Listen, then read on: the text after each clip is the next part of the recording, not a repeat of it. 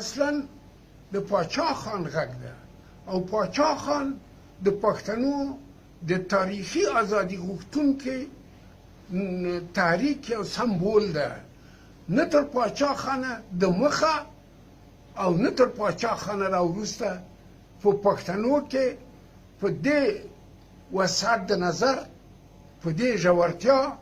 په دې همدردۍ او په دې فیلسوفانه لارښوونې بل تر د غټ سړی نسته.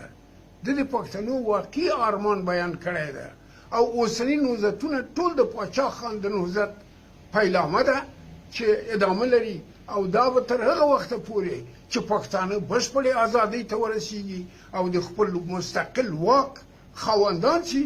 دا به تر هغه وخته به دا ډیوه بلیږي او بې له دې ډیوې نه به هېڅوک د ازادۍ پر خوا د خپلواکۍ پر خوا لاره پیدا نه کړي. دی په اخلاقي لحاظ، په فلسفي لحاظ د بین المللي انعکاس، یعنی د بین المللي پیژندګلوي په اساس چې پښتانه یې جهان ته وپېژندل، تر ده نه ستر سړی نه له ده نه پخوا و